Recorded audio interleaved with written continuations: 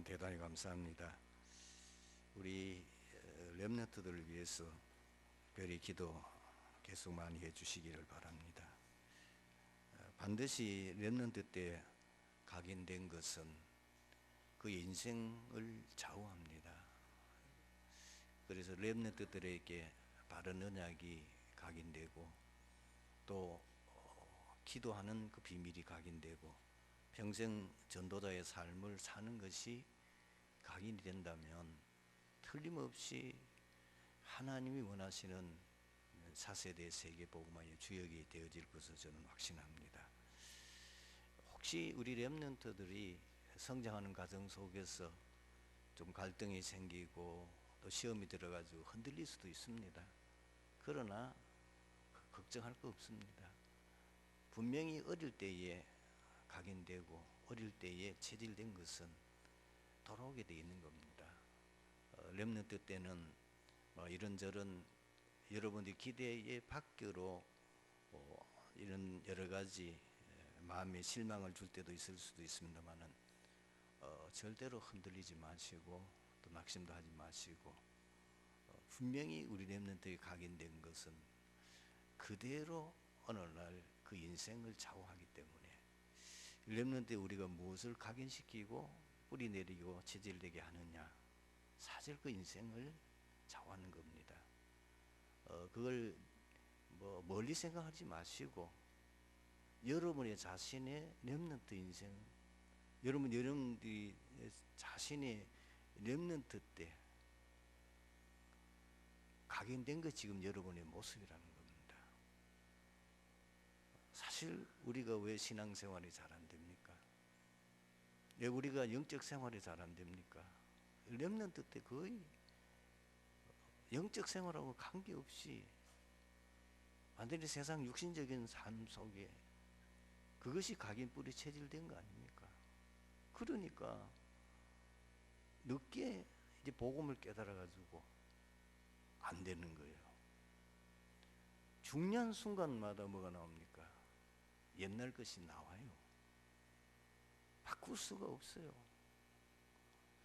평소에는 굉장히 자기가 어떤 노력을 해보지만은 그러나 중요한 시기가 되면요 옛날 체질이 분명히 나옵니다. 여러분 느끼죠? 성질 나와보세요. 그냥 평소 때는 굉장히 믿음 사는 것 같은데 중요한 어떤 일이나 문제가 생겨서 여러분들이 굉장한 열을 받아보세요. 옛날 거 다 나옵니다. 그게 내 참 모습입니다. 그게 언제 들어갔지요? 렘넌트에 들어간 거예요. 그만큼 무서운 거예요. 평생 그 한계를 벗어나지 못해요. 정말 여러분 그 한계를 벗어나려면은 죽음의 문턱을 몇 번 갔다 와야 돼요. 이제 그럴 때면 그 인생은 보통 문제 오는 게 아니잖아요. 이제 그런 사람만 이제 어른이 돼가지고 그 인생에 큰 변화가 일어나지. 그렇게 굉장히 젊었을 때는 아주 이상하게 방탕하던 사람이 어느 날 인생이 완전히 바뀌었다. 자세히 보세요. 말하는 천국 문 앞을 몇 번 왔다 갔다 했어요. 저는 이어령 씨라고 하면은 우리 한국을 대표하는 이제 나이가 많으셔가지고 암에 걸려가 지금 아마 굉장히 좀 힘든 상태에 있는 것 같더라고요. 참 저는 우리 요런 때에 참 좋아했습니다. 그분의 글이 너무 멋있고 어떻게 보면 한국의 굉장히 지성의 대표라고 할 만큼 그분인데 그분이 예수 안 믿었거든요. 그러고 굉장히 잘 나갔던 분이었어요. 그런데 그분이 완전히 영의 사람이 됐어요. 영의 사람이 된 데는 그 가정에 큰 아픔이 있었죠. 여러분 혹시나 이게 좀 아시는 분은 알겠지만은 그 딸이 죽었습니다. 그 딸이 결국은 암으로 돌아가셨는데, 그러면서 이혼하고, 뭐 그 남편도 아주 잘 나가는, 이름만 대면 잘하는 뭐 국회의원도 하고 뭐 문학계에도 유명한 분이었는데, 결국은 이혼하고 그 딸이 목사까지 됐는데도 결국은 그 딸이 암으로 죽었어요. 그런 과정 속에서 이 사람 인생이 완전 바뀌었습니다. 지성에서 영성으로 하는 유명한 책을 쓰기도 했죠. 그러니까 죽음의 문턱을 몇 번 왔다 갔다 하는, 잘 나갈 때는 모릅니다. 근데 그 과정을 통해서 이 사람이 완전히 지금 인생이 바뀐 거예요. 아, 이게 다가 아니구나. 자기가 너무 몰랐던 사실들, 이제 복음의 눈을 뜨면서 인생에 대한 진짜 모습을 발견하게 되고 완전히 기독교 신앙으로 바뀌어지는 인생이 되어진 거예요. 우리 렘넌트 부모와 사역자들이 항상 기억하고 실천해야 될 것이 있습니다. 어떤 렘넌트는 성공을 하는데 왜 어떤 렘넌트는 실패를 할까? 그거를 굉장히 좀 현실적으로 알고 대비해야 돼요.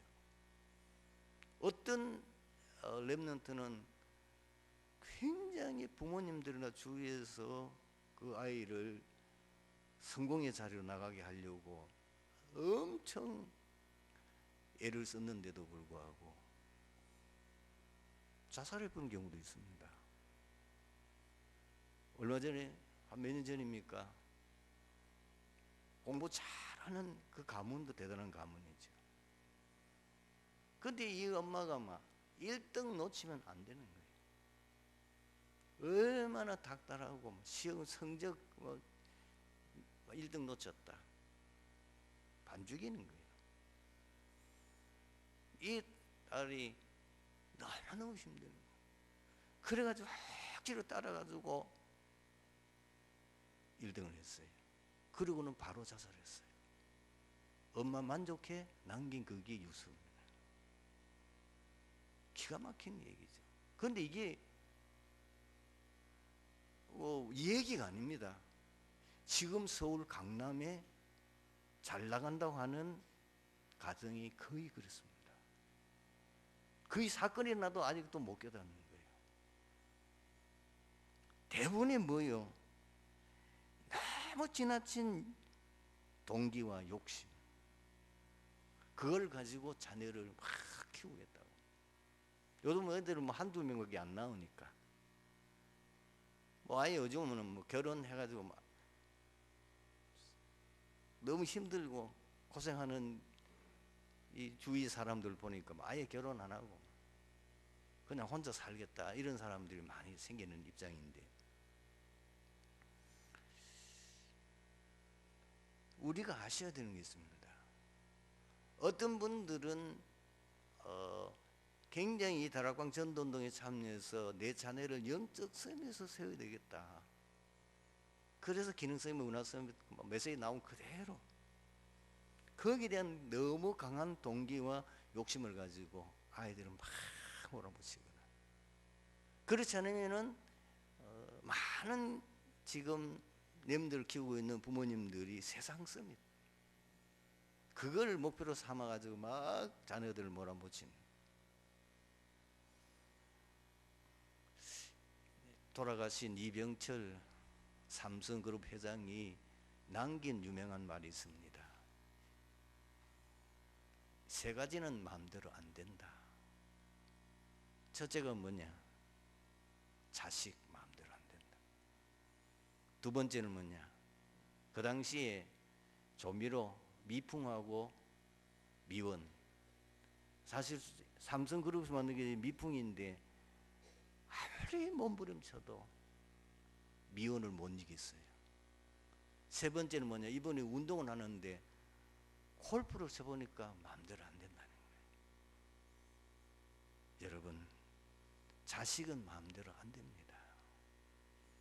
우리 다락방 안에서 얘는 굉장히 앞장서서 열심히 하시는 그분들 자녀들 이렇게 한번 보세요. 좀 이상합니다. 보통 이상하지 않습니다. 마음대로 안 됩니다. 아무리 부모가 완전 복음이고 복음이 오래돼도 자식은 마음대로 안 돼요. 어떤 경우는 방치하는 것 같은데 부모는 너무 이상한데 자녀들이 뭐 진짜 모든 사람들이 깜짝 놀랄 만큼 숭고하는 경우도 있습니다. 우리 부모님들이 그리고 우리 사역자들이 늘 노래처럼 고백해야 되겠습니다. 하나님 뜻대로 됩니다. 우리 마음대로 안 돼요. 하나님 뜻대로 되세요. 자식은 내 마음대로 안 돼요. 하나님의 뜻대로 되는 거예요. 그래서 제일 많이 우리 자녀들을 키울 때에 그리고 할 때 해야 될 일이 뭐냐면은 내 자녀를 향한 하나님의 계획이 뭡니까? 그 질문을 계속 하셔야 돼요. 내 자녀를 하나님의 계획이 뭡니까?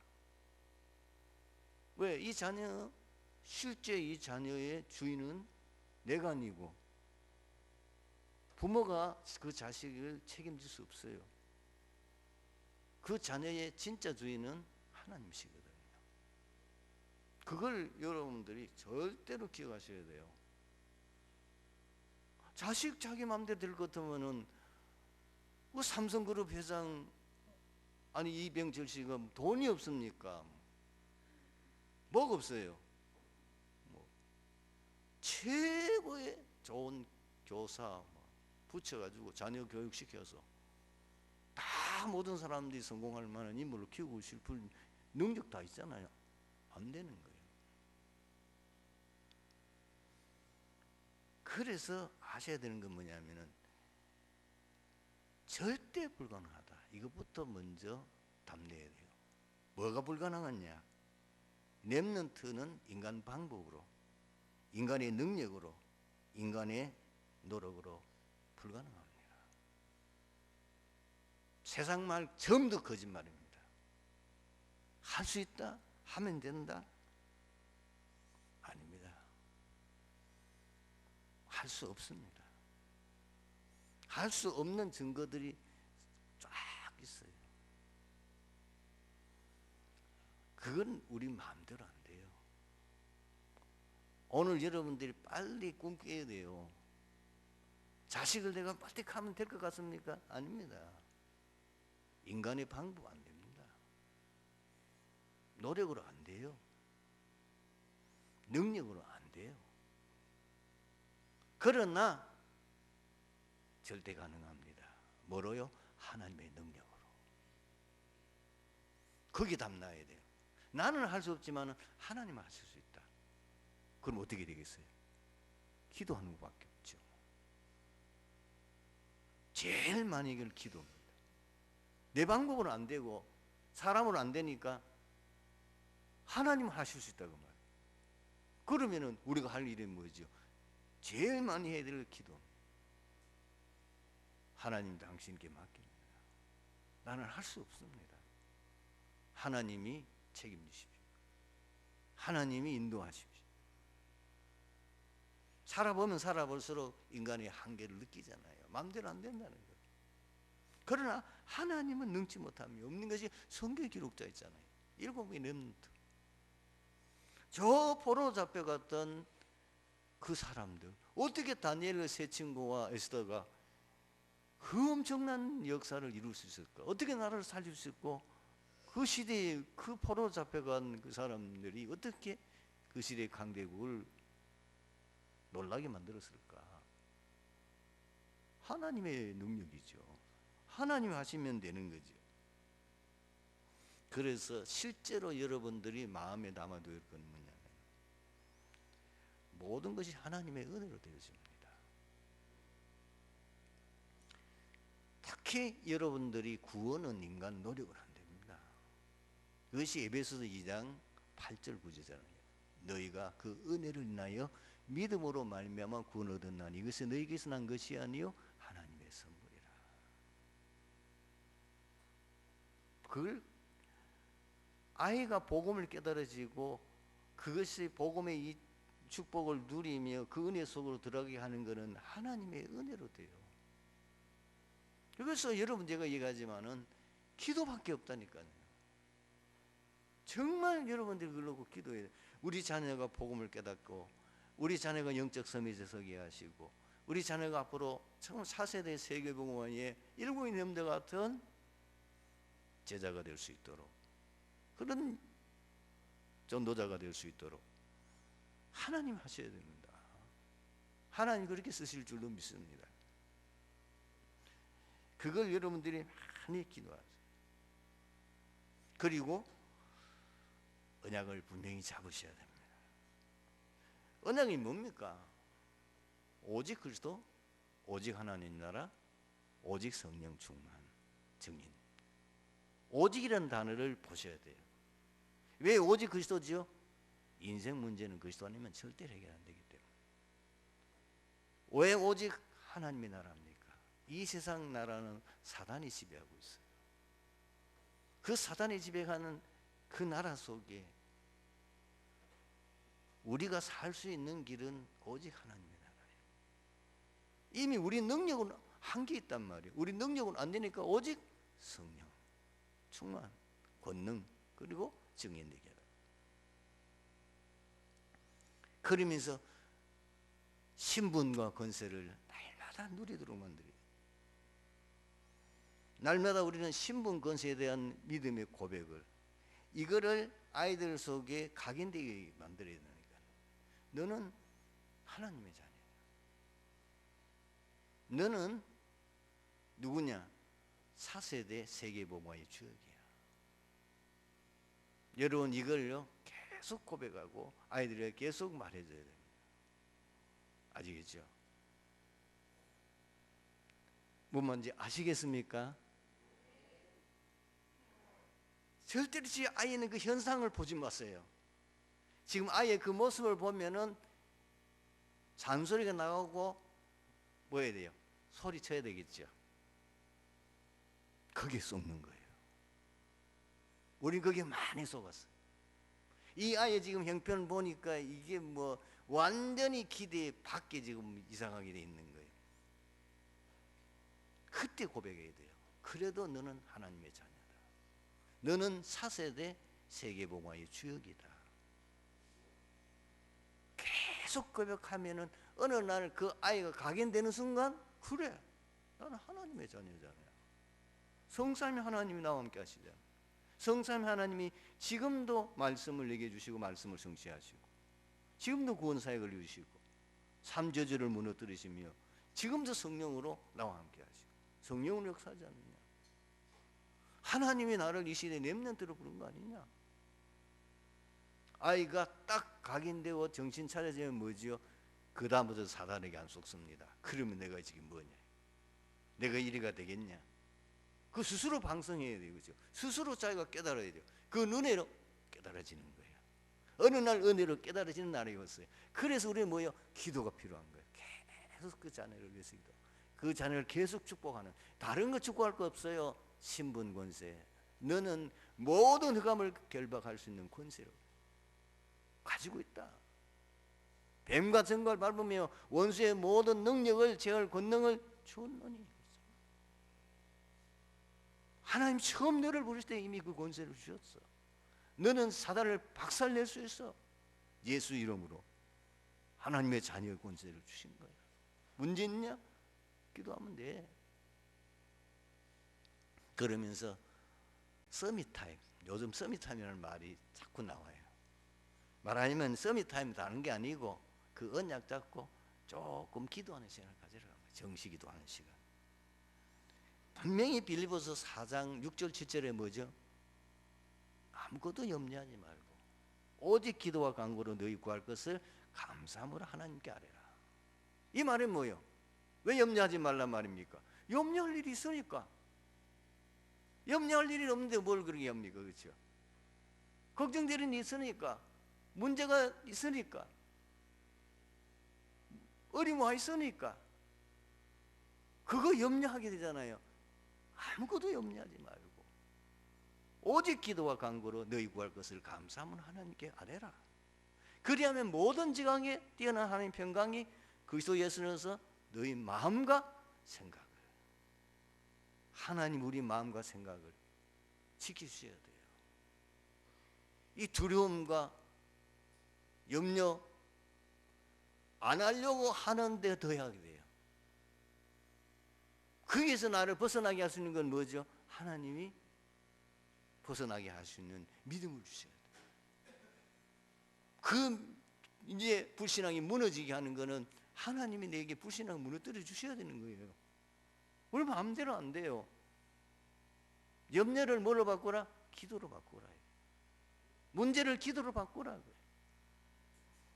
특히 우리가 평소에 잘하다가 어디 자꾸 무너요? 문제 오면 넘어지고 위기 오면 무너지고 사건이 일 일어나면 무너지는 거예요. 사인이에요. 왜 하나님 자녀에게 문제 오지요? 축복의 사인이에요. 그때는 진짜 하나님 계획이 뭔지를 진지하게 하나님 앞에 질문해야 돼요. 문제 왔습니까? 위기 왔습니까? 일이 일어났습니까? 사건이 있었습니까? 하나님 계획이 뭡니까? 진지하게 질문하면은 하나님 내 마음의 음성으로 갱신해라. 아니다. 지금이야말로 너는 하나님이 축복이 임하는 기회가 왔다. 그 하나님이 깨닫게 하시는 거예요.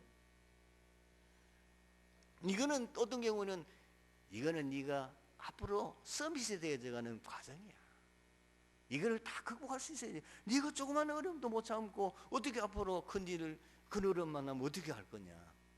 그걸 다 네가 넘어설 수 있어야 돼.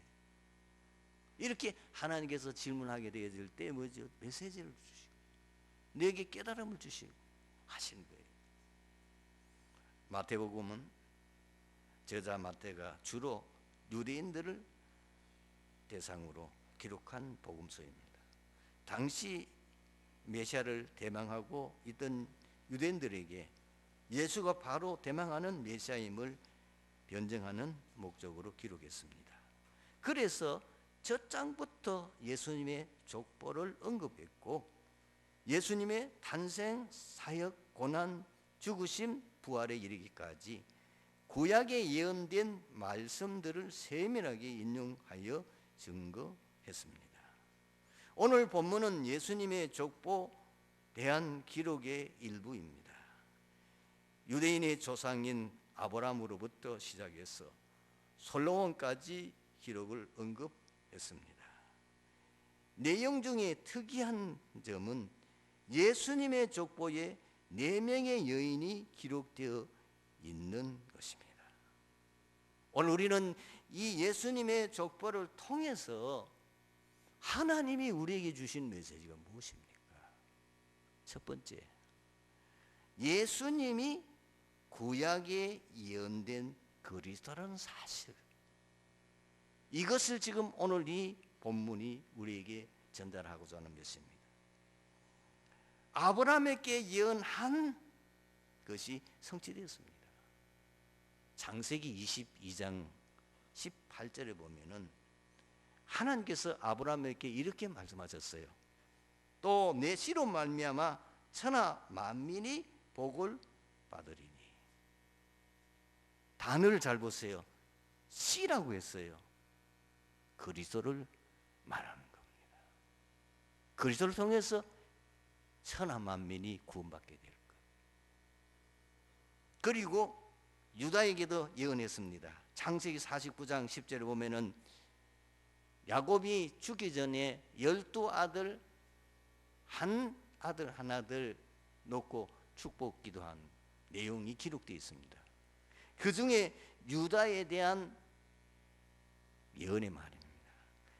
거기에 뭐가 나와 있습니까?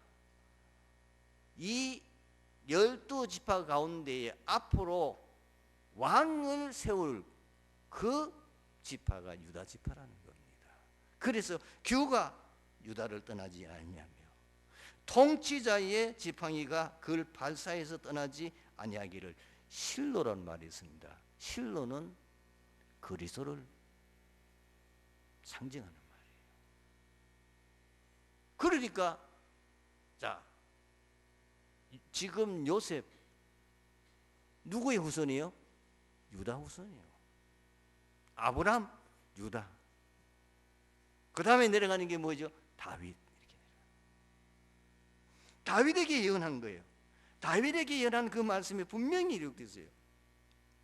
사무엘하 7장에 보면은 그 다윗이 왕이 되고 난 후에 나라가 이제 어느 정도 안정이 됐어요. 그 주변의 모든 나라들과 이제는 전쟁을 통하여 정복하고 어느 정도 나라가 안정이 되었을 때에 선지자에게 이런 얘기했어요. 나는 이렇게 좋은 왕궁에 거하는데 아직도 여호와의 언약궤는 저 천막에 거하고 있다. 그것이 내가 너무 마음에 죄송하다. 그것이 내 마음에 너무 걸린다. 내가 오늘 이렇게 된 건 하나님 은혜로 된 건데 나를 이렇게 축복하신 내가 섬기는 여호와 하나님은 지금 천막에 그대로 방치됐는데 내가 그 하나님의 전을 멋지게 지었어. 그 언약궤를 여호와를 잘 모실 수 있는 성전을 짓고 싶은데 이런 얘기를 하니까 나단 선지자가 너무 좋아하면서 왕이시여 하나님 기뻐하실 겁니다. 왕이 원한 대로 그렇게 하십시오. 그날 밤에 하나님이요 나단 선지자에게 나타나서 너는 가서 내 종 다윗에게 이렇게 얘기하라. 그러면서 뭘 주냐면은 앞으로 이 다윗이 가문을 통해서 왕위가 영원 무궁할 것이다. 그 왕위가 영원히 견고하고 영원할 것이다. 이사야서 9장 7절에서 6절 7절입니다. 거기에 앞으로 그 다윗의 후손에서 누가 나오느냐? 메시아, 그 후손에서 그리스도가 태어날 것을 예언한 겁니다. 이는 한 아기가 우리에게 낳고 한 아들을 우리에게 주신 바 되었는데 그의 어깨는 정사를 메웠고 그 이름은 기모자라 모사라 전능하신 하나님이라 영존하시는 아버지라 평강의 왕이라 할 것임이라. 그 정사와 평강에 더함이 무궁하며 또 너희 왕자와 그의 나라에 군림하여 그의 나라를 굳게 하고 이제 후로 영원히 정의와 공의를 그에게 보존하게 될 것이다. 그러면서 거기 뭐라고 말하냐면은 또 다윗의 왕자와 그의 나라 그랬어요. 앞으로 메시아가 그리스도가 누구로 통해서 나느냐? 어느 가문에서 나게 될 것이냐? 다윗의 혈통을 통해서 나게 될 것이라고 그런 예언입니다. 그래서 주의 사자가 이 요셉을 찾아와서 현몽하여 하는 말이 있지요. 그것이 마태복음 1장 20절에서 21절. 이 내용의 그 전제가 무엇입니까? 약혼 여인 마리아가 결혼도 하지 않았는데 임신했다고는 소문이 퍼진 거예요. 그러니까 이 약혼자가 얼마나 당황이 되겠어요. 그래서 이걸 어떻게 해야 되냐? 이걸 파혼해야 되는데 어떻게 하면 이것을 지혜롭게 할 거냐? 그걸 고민하고 있는 그날 밤에 하나님의 주의 사자가 현몽했다니까요. 누구에게? 요셉에게 나타나서 뭐라 그러냐면은 다윗의 자손 요셉아. 다윗의 자손이야. 요셉이 누구냐? 다윗의 자손이라고. 내 아내 마리아 데려오기를 무서워하지 말라. 두 번째로 예수님의 족보 속에 우리가 하나님 우리에게 전달하는 메시지가 뭡니까? 하나님께서는 사람의 기준이나 조건을 초월하는 놀라운 은혜를 베푸시는 분이시라는 겁니다. 여러분 예수님의 족보에는 상상 초월하는 네 여인의 이름이 기록되어 있습니다. 여러분 이 마태복음이 기록되어질 그 시대에는 지금 시대와는 달라요. 어떤 시대냐? 여성을 아주 천시하는 시대입니다. 어느 정도입니까? 예수님의 복음서에 보면은 사람의 수를 쓸 때에 아예 여자는 수에 넣지도 않았어요. 오병의 기적이 뭐죠? 거기에 뭐라고 기록되어 있어요? 남녀 합쳐서 5천 명이라고 그랬으니까 남자만 5천 명. 그러면 그게 여자 아이들 합치면은 어마어마한 숫자란 말이죠. 아예 여자는 이런 숫자에도 안 넣었어요. 그런 시대에 예수님의 족보 속에 내 여인이 기록됐다는 것은 기적 같은 일이죠. 그런데 더 놀라운 것은 그 내 여인의 이방 여인이 3명이나 들어있어요. 누굽니까? 다말. 누굽니까? 라합. 라합은 알지요? 여리고. 거기서 정탐을 숨겨줬네. 룻은 누굽니까? 역시 모압 여인이죠. 더 놀라운 것은 세 여인은 매우 불명예스러운 과거를 안고 있어요. 다말은요, 아주 불륜한 관계에서 자식을 낳았어요. 그리고 라합은 기생이, 전직 직업이 기생이라. 그리고 바세바도 역시 불륜한 관계를 통해서 자식을 낳은 거예요. 이것이 예수님의 족보에 올라 있다니까요. 여기서 하나님의 놀라우신 은혜를 볼 수가 있습니다. 하나님 앞에는 어려운 자가 없어요. 의인은 없나니 하나도 없다. 모든 사람이 죄를 범하였으면 하나님의 영광에 이르지 못하다. 하나님 앞에는 자랑할 사람이 아무도 없다는 거예요. 그러면서 하나님의 은혜는 절대 주권적이며 무조건적이며 불가항력적인 거예요. 하나님의 은혜는 인간의 기준과 조건과 모든 것을 초월하는 거예요. 성도 여러분, 절대로 낙심하거나 절대로 여러분들이 불신하지 마세요. 하나님은 인간의 모든 조건과 기준을 초월해서 얼마든지 역사하실 수 있는 분이십니다. 특히 여러분들 렘넌트를 키우고 있는 부모님들이나 렘넌트를 사역하고 있는 사역자들이 간절히 부탁합니다. 우리 렘넌트를 세상 기준으로 보지 마세요. 렘넌트를 절대로 세상적인 조건을 보고 가지고 보지 마세요. 하나님은 그걸 초래해서 역사할 수 있습니다. 지금의 그 모습은 렘넌트의 참모습이 아닙니다. 그것은 지나가는 과정입니다. 하나님께서는 분명히 놀라운 역사를 이루실 줄로 믿습니다. 그래서 하나님께서는 지금도 절대 믿음을 가진 자를 찾고 계시고 쓰신다는 겁니다.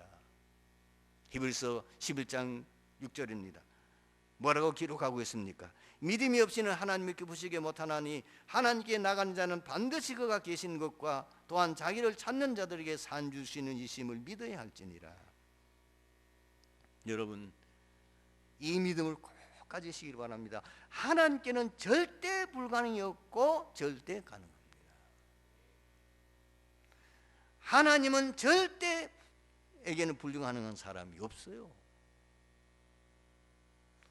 하나님께서는 절대 언약과 절대 사명을 가진 사람을 쓰신다는 사실. 이세 아들 다윗을 만나니 내 마음에 합한 자라, 내 뜻을 다 이루게 하리라. 하나님이 목동을 최고 가는 왕으로 세우셨죠. 오늘 말씀의 결론입니다. 하나님은 지금도 사람을 찾고 계세요. 어떤 사람 말입니까? 절대 믿음의 사람. 할 수 있거니 무슨 말이냐? 민회장이 넘지 못함이 없느니라. 귀신 들린 아이를 예수님에게 데려와서 고쳐달라고 말합니다. 그리고 바디며 예수님께서 뭐라고 말씀합니까? 내가 너에게 뭘 해주기를 원하느냐? 보기를 원하나이다. 네 믿음대로 될지어다. 그 자리에서 눈이 떠졌어요. 하나님은 어떤 사람을 찾고 계십니까? 완전 헌신된 사람입니다. 다니엘 세 친구는 오직 복음 회복을 위하여 목숨 걸었어요. 어린 소년인데도 불구하고 다니엘서 1장 8절에 9절에 뜻을 정했어요. 이제부터 오직 우리는 하나님만 섬기고 오직 우리는 믿음으로 살 것이다 결단했어요. 하나님은 그 사람을 바빌론 메대 파사를 살리는 기적을, 거기 하나님이 살아계심을 증거하는 놀라운 기적을 베푸셨어요. 그래서 우리는 날마다 뭐라고 고백할 수 있어야 되느냐? 갈라디아서 2장 20절, 내가 그리스도와 함께 십자가에 못 박혔나니 그런즉 이제는 내가 산 것이 아니요 오직 내 안에 그리스도께서 사신 것이라. 이제 내가 육체 가운데 사는 것은 나를 사랑하사 나를 위해 자기 자신을 버리신 하나님의 아들을 믿는 믿음 안에서 사는 것이라. 예수님이 나의 주인입니다. 예수 그리스도가 나의 주인임을 고백. 나는 죽었어요. 그리고 빌립보서 고백이 뭡니까? 그리스도가 최고의 지식이에요. 나는 이걸 위해서 모든 걸 뺏어 물어야겠다. 나는 이제는 세상 계획을 가지고 가는 게 아니라 하나님이 내게 주신 최고의 계획을 붙잡고 위에서 부르신 부름의 상을 위하여 나는 하늘의 상이 최고의 상인 줄 믿는다. 그리고 나는 최고의 배경을 가지고 있다. 내 시민권은 하늘에 있다. 이 고백하는 자를 하나님은 쓰셨어요. 여러분, 바울을 하나님이 최고의 전도자로 쓰셨습니다. 여러분과 우리 후대가 이 응답과 축복의 주인공이 되기를 주님의 이름으로 축원합니다. 기도하겠습니다. 하나님 감사합니다. 오늘 말씀 속에서 이 자리에 참석한 디지교회 모든 성도들이 최고의 응답받는 축복의 자리로 나갈 수 있도록 인도하여 주시옵소서. 주 예수 그리스도의 이름으로 기도드리옵나이다. 아멘.